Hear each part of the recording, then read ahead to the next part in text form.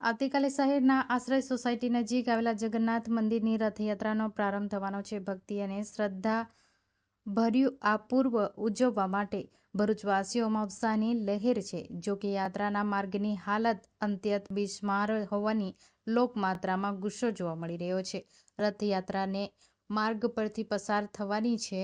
તે માર્ગ ઉપર અગાઉ 2 વખત નવીનીકરણ કામગીરી હાથ ધરવામાં આવી હોવા છતાં રસ્તાની હાલત કોઈ જ સુધરી નથી.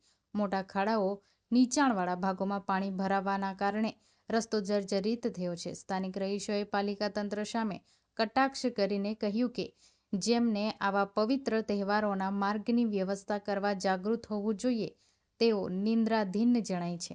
રહીશોએ તાકીદ કરીએ છે કે યાત્રાના પૂર્વ તાત્કાલિક અસરથી રસ્તા મરામતના કામો હાથ ધરવામાં આવે જેથી ભક્તોએ તકલીફ વગર યાત્રામાં ભાગ લઈ શકે. તેમનો મેસેજ સ્પષ્ટ છે, શ્રદ્ધા સાથે સુવિધા પણ જોઈએ. હું આપણા ઘરનો રહીશ મનહરભાઈ મહેતા બોલું છું.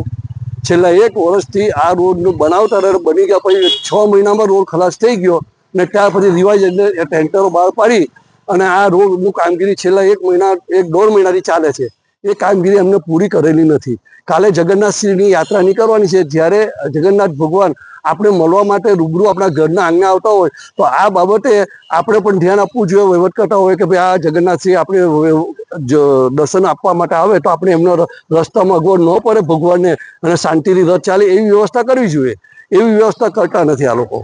અને આ બાબતે અધિકારીઓ તરફથી પણ કોઈ જાતનું ધ્યાન આપતા અને એની પર સુપરવાઇઝિંગ જે રાખવામાં આવે છે તે પૈસા ખર્ચીને રાખવામાં આવે છે. એ સુપરવાઇઝર હોય એનું જ કરીને ચાલ્યો જાય છે. તો આ બાબતે કલેક્ટર સાહેબ મારી નમ્ર વિનંતી છે કે આપણી કલેક્ટર કચેરીની આજુબાજુ જેવી લાઈટો મુકાવો છો, મિનિસ્ટરોને સારું દેખાડો છો, તો આ બાબતે આપણી કક્ષાએથી નગરપાલિકાને કહ્યું કે જે રોડો પર આવી વ્યવસ્થા થઈ શકતી હોય તે કરવી જોઈએ. અને નંદેવારનો રોડ તમે જુઓ સાહેબ કે 2 વ્હીલર ચલાવવાની તકલીફ છે.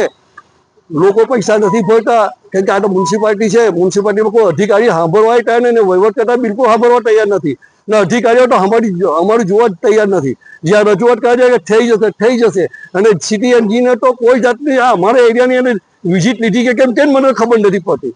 એને સિટી એન્જિનિયર કેટલી વાર મળ્યા છતાં આ એરિયામાં કોઈ દિવસ પણ આવ્યા નથી. અને સ્ટેશન રોડ નંદેવા રોડ છે તે બાજુ પણ નથી આવ્યો. તો આ બાબતે કલેક્ટર સાહેબને નમ્ર વિનંતી છે કે અધિકારીઓને જરૂરી માર્ગદર્શન આપી જે તે રોડ મરામત કરે એવી વિનંતી કરું છું.